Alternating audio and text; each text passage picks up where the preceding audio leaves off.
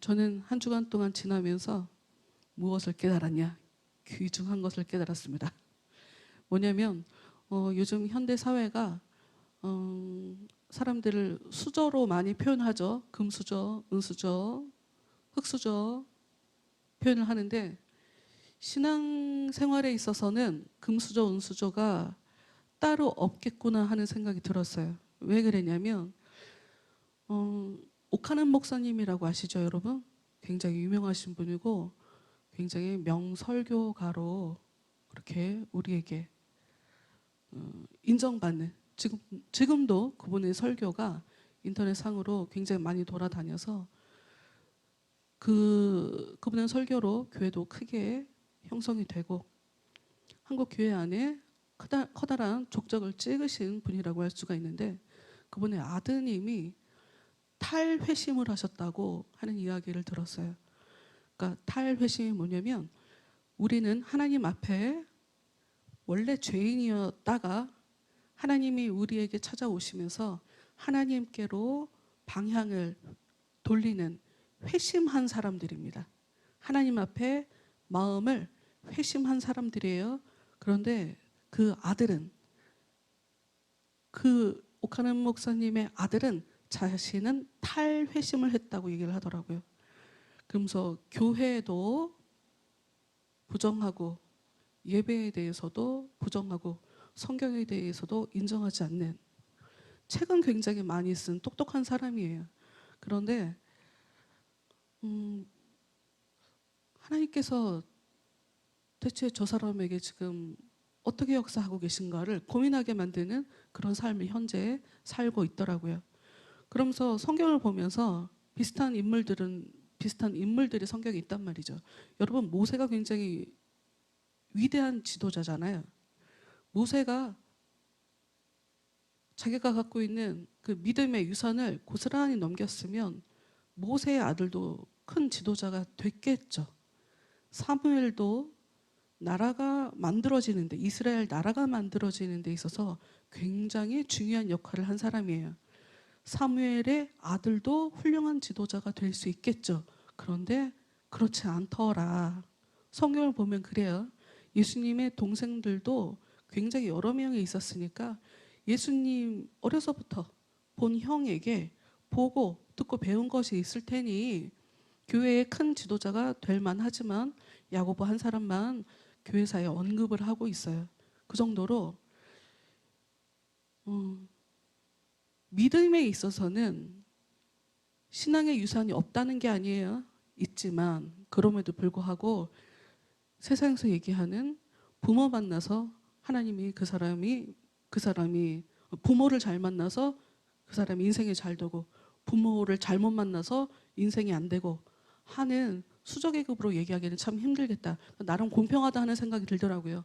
왜냐하면 하나님을 인정하는 자에게 부모와 상관없이 우리가 몇 년 전에 성경을 볼 때는 부모의 죄가 자식에게 갚아준다. 그리고 우리가 이사야 65장의 말씀에도 너의 죄와 네 조상의 죄를 너에게 갚아주겠다라고 하는, 나는 부모의 죄를 왜 내가 갚아야 되나요? 라고 억울한 면이 있어요. 그럼에도 불구하고 성경은 다른 방편으로 하나님께서 길을 여셨죠.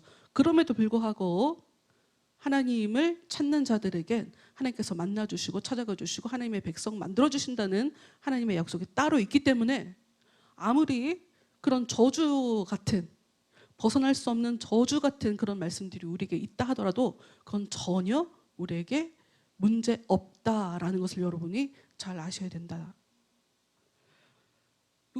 이사야 65장 말씀을 보겠습니다. 지난주에 우리가 7절까지 말씀을 봤어요. 이사야 65장 7절 말씀. 일단 우리가 잘 확인하고 넘어가야 될 게, 한번 짚고 넘어가야 될 게 이사야 65장 1절 말씀이에요. 1절 말씀. 나는 나를 구하지 아니하던 자에게 물음을 받았으며 나를 찾지 아니하던 자에게 찾아냄이 되었으며 내 이름을 부르지 아니하던 나라에 내가 여기 있노라 내가 여기 있노라 하였노라. 이 말씀은 우리가 지금 좀 전에 같이 나눈 찬양의 가사로 고스란히 녹여냈죠. 내가 주님 알기 전 주님 날 먼저 아시고 나 주님 사랑하기 전 주님 날 사랑하셨네. 여러분, 은혜를 경험하시게 되면 이런 고백을 하실 수밖에 없습니다. 이런 고백을 하시게 돼요. 지금 현재는 잘 모를 수 있어요. 그러나 우리는 하나님의 선택을 받아 하나님께서 원하시는, 하나님께서 계신 그곳에 하나님께서 원하시는 모습으로 들어가게 하기 위해서 하나님의 지금 다루심을 받고 있는 중이라는 것을 우리가 알아야 돼요. 하나님은 거룩하신 분이고 거룩한 자만 하나님께 받아주시죠. 그래서 우리의 시간 속에서, 우리의 삶 가운데 우리를 계속 거룩하게 만들어 가고 있는 과정이라는 것을 여러분께서 아셔야 돼요. 그러니 당연히 힘든 일이 있을 수밖에 없어요. 제가 갖고 있는 성경은 이 부분을 뭐라고 표현을 하고 있냐면,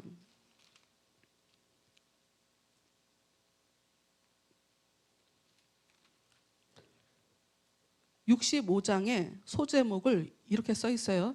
배신자들은 쫓아내시고 신실한 자들은 은혜로이 받아주심. 여러분, 하나님께서 불러주신 사람들 중에, 하나님의 자녀라고 하는 사람들 중에 배신자들이 있대요. 지금 현재 충만한 것 같은, 지금 현재 굉장히 신앙생활 잘하는 것 같은 그런 모습인데 그 사람이 배신자가 될 수 있대요. 글쎄, 제가 칼빈주의에선 절대로 이런 설교는 나올 수가 없거든요. 그런데 저는 칼빈주의를 얘기하는 게 아니라 지금 성경에 입각해서 성경을 얘기하고 있는 거예요. 성경을 보면 신앙생활 하다가 신앙에서 떨어진 자들에 대해서 신약 성경에도 반복적으로 얘기를 하고 있어요. 대체 어떤 사람이 하나님께 배신자가 되는 걸까? 대체 어떤 사람이 신실해서 하나님께서 그 사람을 은혜롭게 받아주시는가? 여러분은 때가 되면, 그 어느 때가 돼서 여러분의 삶을 하나님께서 결산하실 때 여러분은 하나님 앞에 배신자이거나 신실한 자이거나 두 가지의 정확한 판가름을 받게 되실 거예요. 그러나 지금 현재 우리 모습을 통해 내가 배신자인지 신실한 자인지 엿볼 수가 있어요. 신실한 자들은 하루아침에 신실한 게 아니에요. 배신자가 하루아침에 배신 때리는 게 아니에요. 주의 깊게 보지 않아서 그래요. 주의 깊게 자기를 들여다보지 않고 그 사람을 겉모습만 보고 우리가 쉽게 평가해서 그래요. 신실해 보이지만 결정적인 순간에 배신을 하게 되는 악한 자들의 특징이거든요. 잘 하다가 끝에 가서 배신 때리는. 봅시다. 일단 65절 1절을 우리가 봤어요. 8절 말씀 가서 볼게요.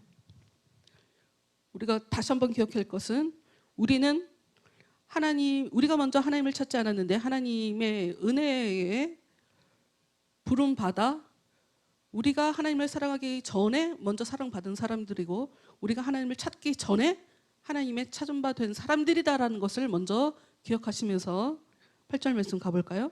여호와께서는 이와 같이 말씀하시되 포도 송이에는 즙이 있으므로 사람들이 말하기를 그것을 상하지 말라. 거기 복이 있느니라 하나니 나도 내 종들을 위하여 그와 같이 행하여 다 멸하지 아니하고. 하나님께서 지금 멸하지라고 얘기해요. 왜 멸한다, 다 멸하지 않는다라고 이야기하시는 것일까?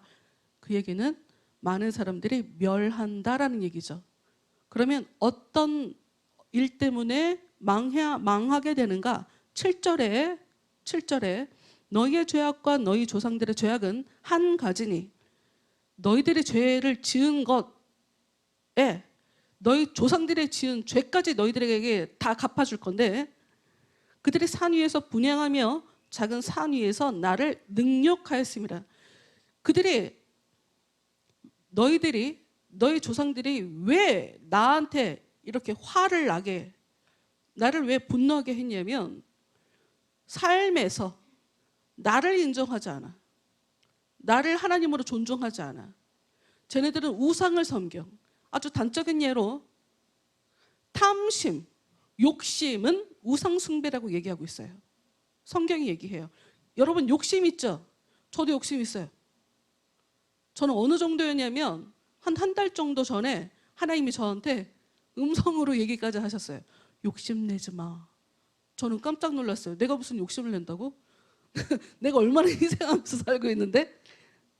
제가 당황했어요. 하나님이 욕심내지 마라고 하는데. 근데 굉장히 많은 욕심들이 있더라고요. 제 삶 가운데. 여러분 저도 하나님께서 계속 저의 문제를 지적해 주시면서 고쳐가고 있는 중인 거예요. 여러분의 삶에도 하나님께서 지금 고쳐가고 있다는 것을 여러분이 아셔야 돼요. 근데 뭐가 문제냐? 고치려고 하는 그 순간에 아니요, 제가 무슨 욕심이 있어요. 저한테 왜 욕심이 있다고 하세요? 이러는 사람들이 바로 배신자가 된다는 거예요. 하나님이 너 문제 있어 라고 할 때 제가 문제가 있다고요? 그게 바로 하나님을 인정하지 않는 거거든요. 그런 자들이 그때는 잠깐 반항하는 것처럼 보이지만 개중에는 잠깐 반항하다가 내가 잘못한 것 같아 하고 하나님께 무릎 꿇는 자들이 있죠. 그러면 그 사람은 상관없지만 지금의 잠깐의 반항이 사실은 그 사람의 영혼을 사망으로 끌고 가고 있는 중에 보여지는 단편적인 아주 특징이라고도 볼 수 있다는 거예요. 7절 다시요. 너희의 죄악과 너희 조상들의 죄악은 한 가지니 그들의 산 위에서 분향하며 작은 산 위에서 나를 능욕하였습니다. 그러므로 내가 먼저 그들의 행위를 헤아리고 내가 먼저 하나님께서 먼저 우리를 부르시고 먼저 사랑해 주셨는데 하나님께서 먼저 그들의 행위를 헤아리고 그들의 품에 보응하리라. 그러니 우리의 삶이 절대로 녹록하지 않죠. 내가 못되게 굴었으면 내 주위에 나처럼 똑같은 못된 애가 있어서 나를 못살게 굴어야 내가 진짜 잘못했구나를 제대로 깨닫죠. 인생은 그래요. 누구나 다. 내가 친절하지 않으면 나한테 친절하지 않은 사람이 옆에서 나를 기분 나쁘게 불쾌하게 만들어야 내가 친절하지 않아서 나한테 이렇게 돌아오나 보다. 내가 앞으로 친절하게 살아야지. 원래 사람은 경험을 통해서 이렇게 깨닫게 되는 거예요. 근데 끝까지 고집 부리는 사람이 있죠. 자기는 친절하게 얘기하지 않으면서 남은 자기한테 친절하지 않다고 화내는 사람. 이 사람들은 좀 희망이 없죠. 그 순간에 하나님이 왜 이 일을 허락하신 건가? 하나님께서 이 일을 통해 나한테 지금 어떤 메시지를 던지고 계시는가? 하나님이 나한테 지금 뭘 가르쳐주고 싶으신 건가? 그걸 생각해야 되는데 그런 걸 생각하지 않죠. 무조건 왜 저래?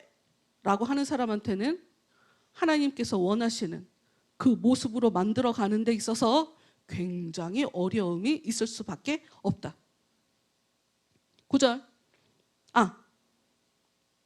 그런데 하나님이 8절 말씀을 보니까 너희들이 포도를 보며 포도에 즙이 있으니까 그거 건들지 마, 없애지 마, 포도 먹을 만하니까 없애지 마 라고 너희들도 얘기하지. 나도 똑같아. 다 망하게 하지 않아.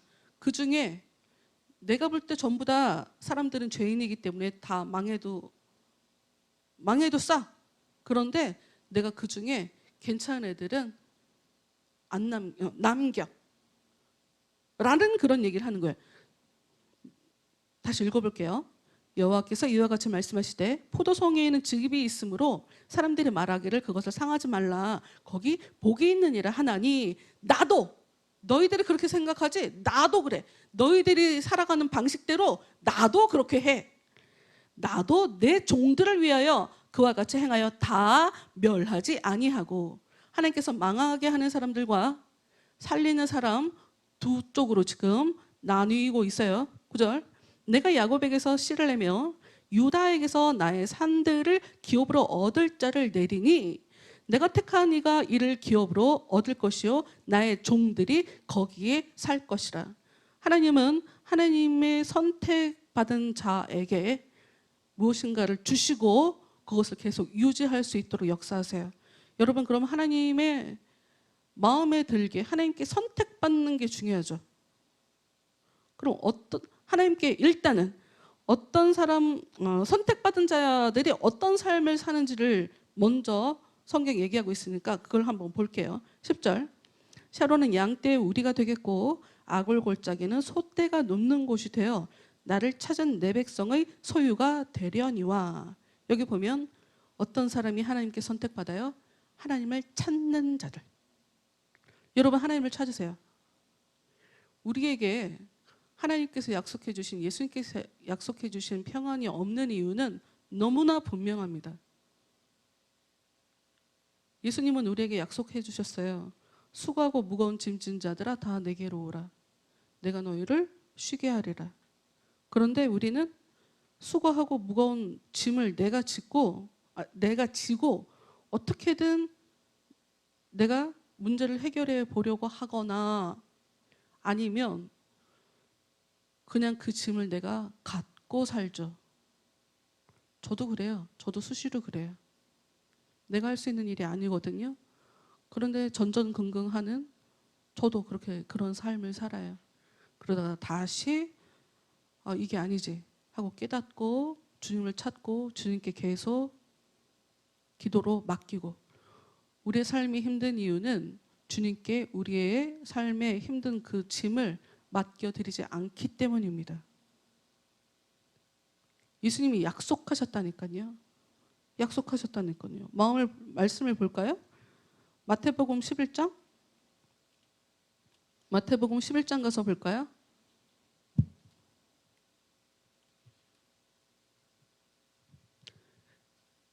마태복음 11장 25절부터 볼게요. 그때 예수께서 대답하여 이르시되 천지의 주제이신 아버지여, 이것을 지혜롭고 슬기 있는 자들에게는 숨기시고 어린아이들에게는 나타내심을 감사하나이다. 우리가 지지난주 계속 말씀을 보면서 성경의 강자, 약자, 갑을 이 도구를, 그 구도를 가지고 말씀이 진행되는 걸 보죠. 여기 보면 구도가 있죠. 지혜롭고 슬기 있는 자들과 어린아이들. 지혜롭고 슬기 있는 자가 좋은 거죠. 우리가 볼 때는. 어린아이들이라고 할 때는 미약하다, 연약하다라고 하는 것으로 생각할 수 있어요. 아니요, 성경 해석이 지금 잘못된 거예요. 여기서 얘기하는 것은 그런 얘기가 아니에요. 잘난 체 하는 사람들을 지혜롭고 슬기 있는 자라고 좀 돌려서 비난하고 있는 상황인 거예요. 자기가 안다고 하는 사람들, 자기들이 잘하고 있다고 하는 사람들에게는 하나님의 뜻이 무엇인지를 나타내지 않으시는 하나님 참 감사합니다. 이렇게 예수님께서 얘기하시고, 어린아이처럼 하나님 저는 아는 게 없어요. 하나님 저는 실수가 많아요. 하나님 저는 연약해요. 라고 고백하는 어린아이들과 같이 사는 사람들에게 하나님의 뜻을 나타내 주셔서 너무 감사합니다. 라고 예수님이 지금 얘기하고 있어요. 26절 올소이다 이렇게 된 것이 아버지의 뜻이니이다.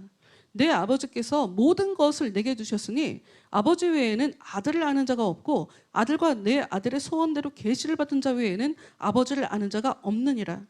여러분, 계시 이러면 직통 계시 뭐 이런 거를 이제 교회 안에서 얘기하면서 단어의 의미가 좀 많이 오염됐다는 그런 생각이 들어요. 그냥 단순해요. 그냥 하나님을 아는 거예요.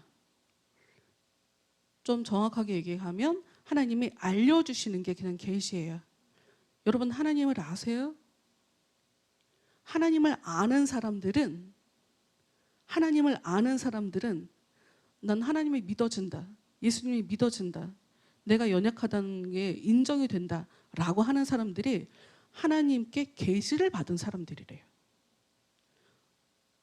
내가 누구고 하나님이 어떤 분인지를 정확하게 아는 거죠. 나는 철저하게 의리고 하나님께서 정말 슈퍼갑이라는 것을 이게 믿어지고 깨달아지는 사람들. 이게 바로 계시를 받은 사람들이라는 거예요. 28절 그 계시를 받은 자들, 그래서 내가 누군지를 정확하게 아는 자들, 하나님이 정확하게 어떤 분인지를 아는 자들은 얘들아 이렇게 살아야 된다. 28절 수고하고 무거운 짐진 자들아 다 내게로 오라. 내가 너희를 쉬게 하리라. 여러분 살면서 어려운 일 많잖아요. 힘든 거 많잖아요. 내가 혼자 이 일을 처리하기는 너무 버거운 일들이 많잖아요. 화나는 일 많잖아요. 열받는 일 많잖아요. 수고하지 마세요. 필요 이상으로 애쓰지 마시고 기도하세요. 기도하세요. 기도하시기를 기다리느라고 여러분의 삶에 하나님께서 이렇게 숨통을 쪼여오고 있는 중일 수도 있어요. 이게 수고하고 무거운 짐을 진 자들이 주님께 나아가는 모습을 성경은, 예수님은 뭐라고 표현을 하고 있냐면 29절, 나는 마음이 온유하고 겸손하니 나의 멍에를 메고 내게 배우라. 그러니까 이게 무슨 얘기냐면 너희들이 그 무거운 짐을 가지고 나한테 오는 거, 그게 진짜 겸손한 거야. 하나님, 저는 못해요. 하나님, 저는 연약해요. 하나님, 저는 잘하는 게 없어요. 하나님, 저는 악해요. 저는 자꾸 죄져요. 이런 걸 가지고 예수님께 나오는 게, 이게 겸손한 거래요. 그럼에도 불구하고 예수님께서 얘기하는 것은 너희들이 나한테 오면 나는 정말 마음이 온유하고 겸손하거든. 내가 그걸 가르쳐 줄 거야를 얘기해요. 여러분, 그래서 지금 29절 말씀은 무엇을 얘기하고 있냐면 겸손함을 예수님께 배운 자들은 마음에 쉼을 얻는데요. 그러니 마음이 쉼을 얻지 못한 사람들은 어떻다는 거예요? 교만하다는 얘기죠. 더 나아가 하나님을 알지 못한다는 얘기예요. 주님이 어떤 의미인지를 모른다는 얘기예요.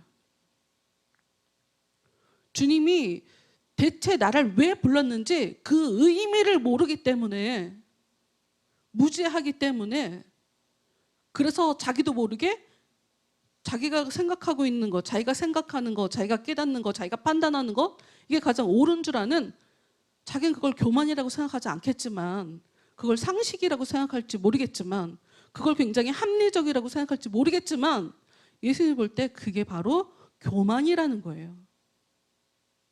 마음의 쉼을 얻기 위해서는 반드시 해야 될 게 무엇이다?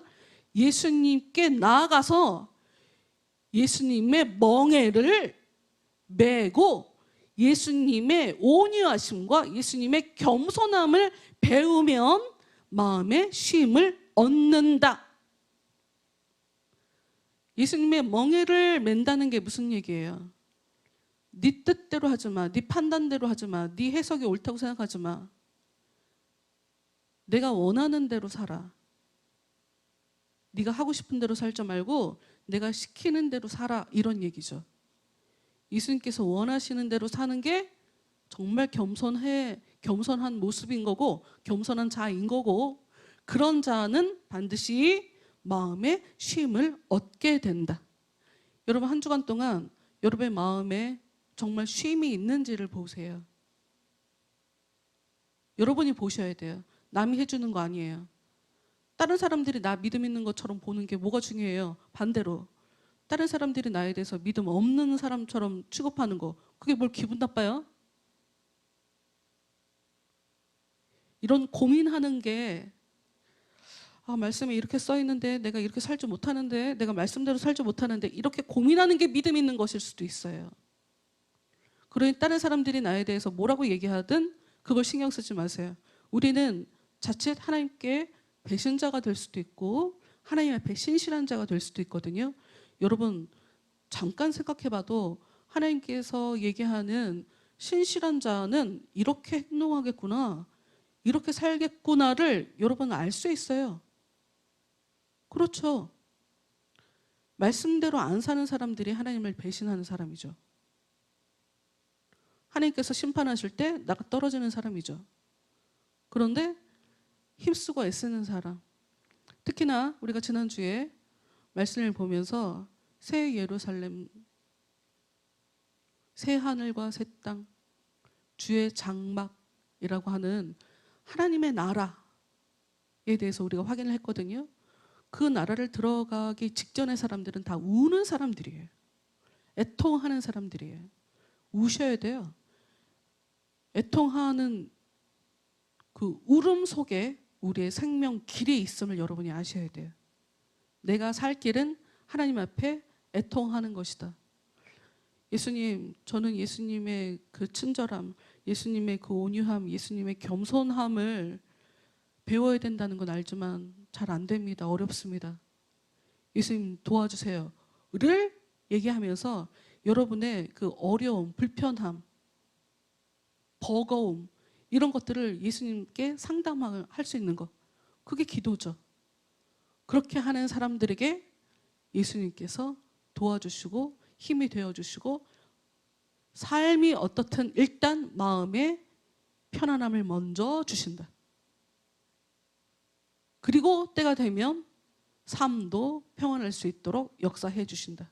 가장 중요한 건 우리의 영적 상태예요. 우리가 겪는 우리의 일상생활은 내 영적 상태에 그냥 전개도일 뿐이죠. 내 영적 상태가 그대로 반영된 것뿐이죠.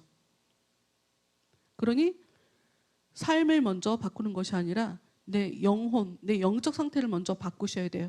그러니까 삶이 평안하지 않아서 나는 너무 괴로워요 라고 접근하신다면 이것은 여러분의 하나님이 원하는 방향이 아니라 반대로 지금 가시는 거예요. 마음의 쉼을 먼저 달라고, 마음에 먼저 위로를 달라고, 안식을 먼저 달라고 하시면 그 안식이 여러분의 삶을 진정한 안식으로 삶의 환경을 바꿔주는 그런 일이 생길 것이니 그렇게 하시면 되는 거예요. 다시 이사야 65장으로 넘어가 볼까요?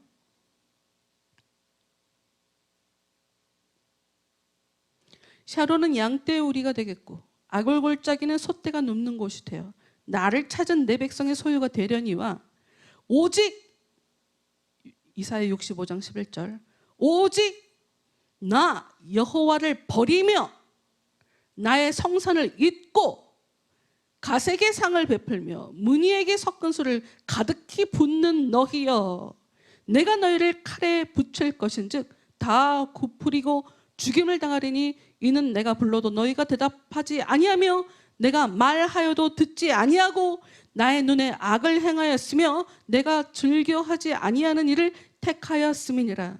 여기 11절에 보면 갓 무니가 나오는데 행운, 여러분 행운을 좋아하세요? 가끔가다 저도 이제 대화를 하다 보면 어떻게 아픈 게 괜찮아졌어요? 나아졌어요.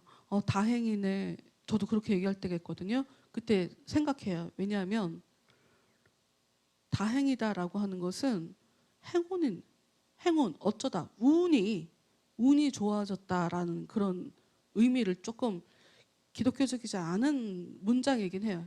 기독교적이지 않은 단어여서 여러분 우리의 삶을 행운에게 하나님이 아닌 행운에게 맡기겠어요? 복이 있으면 좋겠다. 복권. 저도 복권 산 적이 있는데 지나다니면서 어떻게 해야 내가 좋은 일이 생길까? 하나님께 찾는 게 아니라 행운의 신에게 상을 차리고 그를 섬기는 거죠. 내가 뭘 해서가 아니라 난 아무것도 안 해도 그냥 좋은 일이 생겼으면 좋겠는 거야. 여러분 인생은 이렇게 사시면 안 돼요. 하나님은 얘기하세요. 하나님께 성실하게 하나님이 보시기에 신실한 삶을 살면 복은 주신대요. 확률에다가 여러분의 그 소중한 영혼을 걸지 마세요.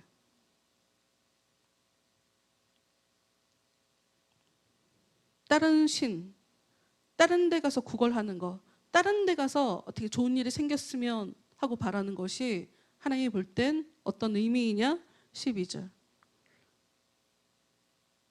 내가 말하여도 너희들 듣지 않기 때문에 그렇게 하는 거야.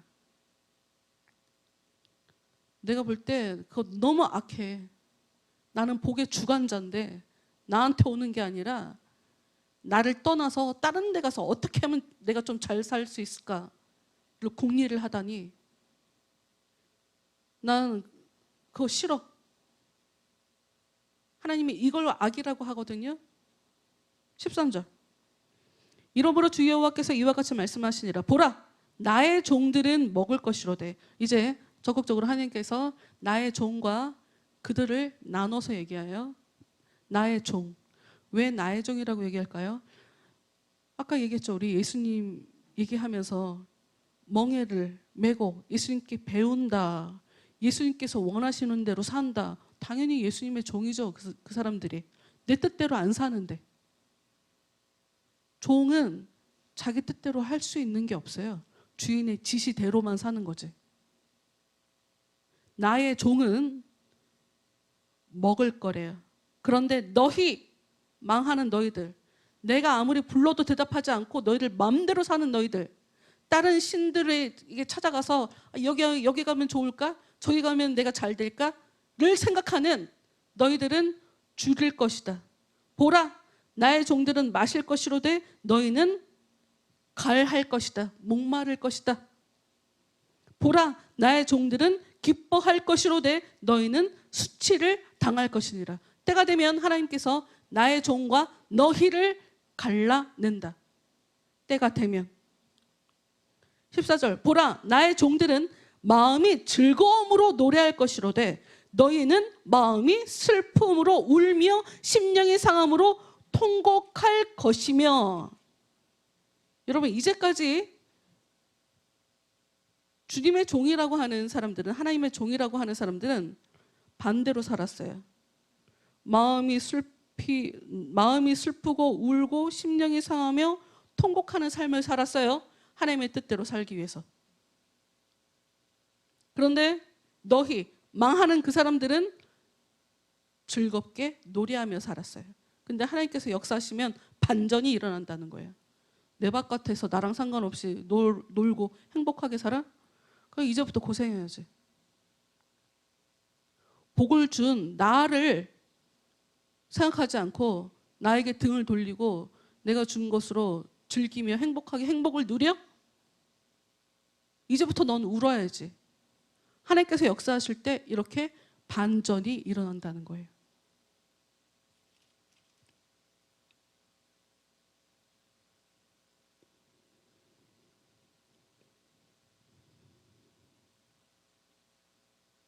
우리 22절로 넘어갑시다. 이사야 65장 21절. 21절. 하나님께서 역사하실 때, 반전이 일어나는 그때, 하나님께서 잘한 사람과 못한 사람을 심판하시는 그때, 하나님의 종들, 힘들게 애통하며 살았던 자들이 누리는 은혜들을 얘기해요. 20절. 그들이 가옥을 건축하고 그 안에 살겠고 포도나무를 심고 열매를 먹을 것이며.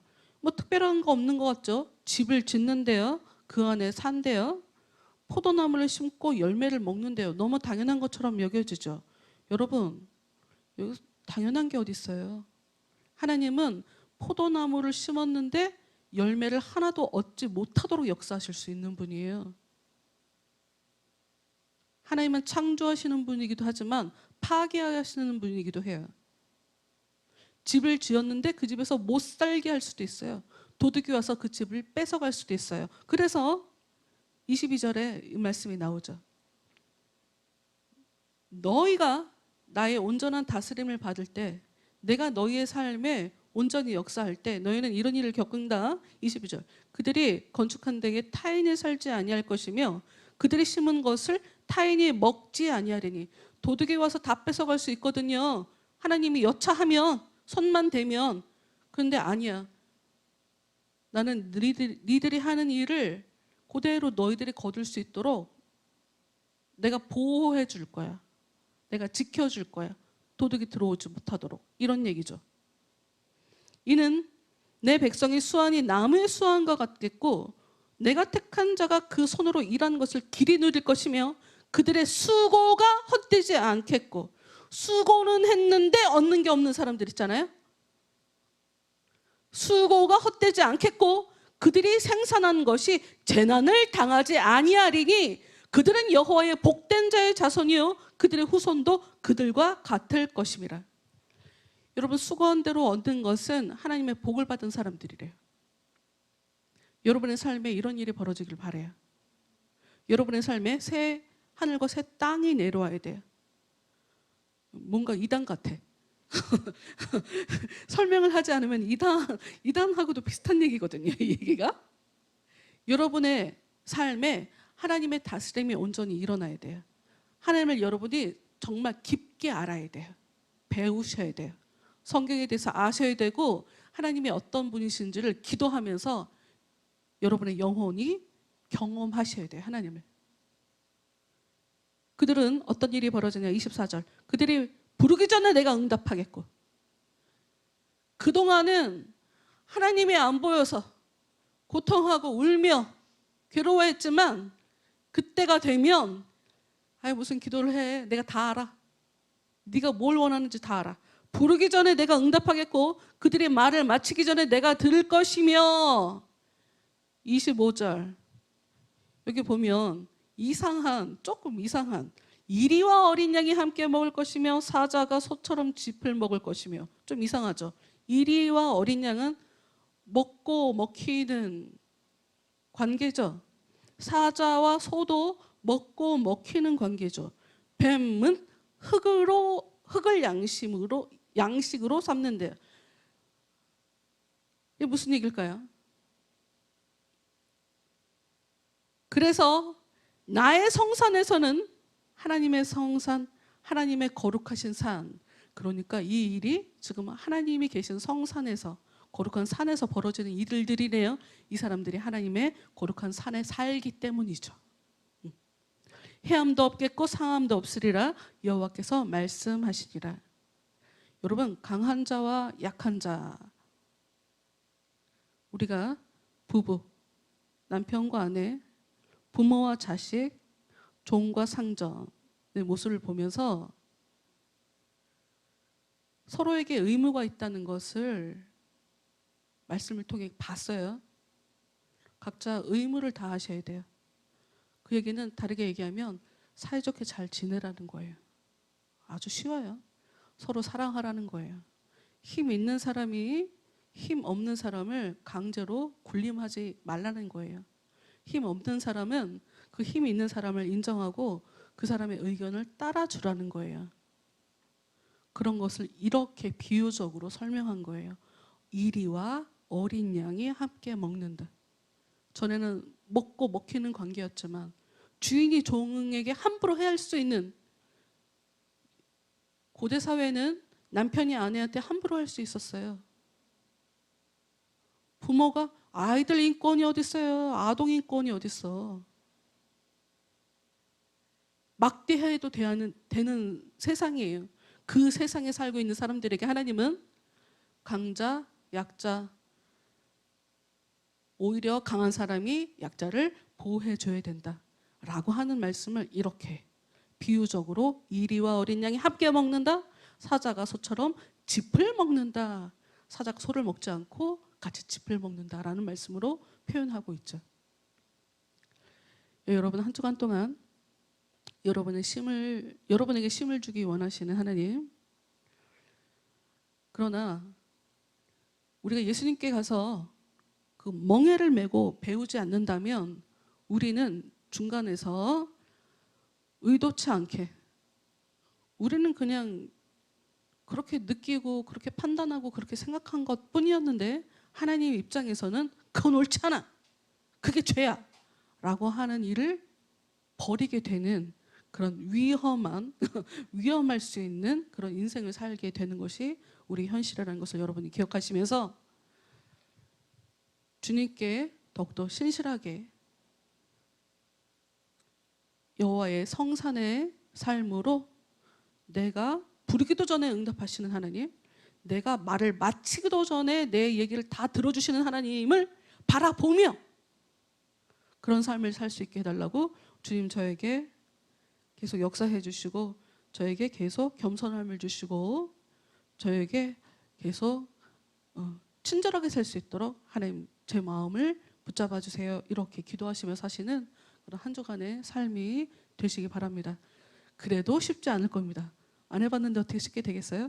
찬양하겠습니다.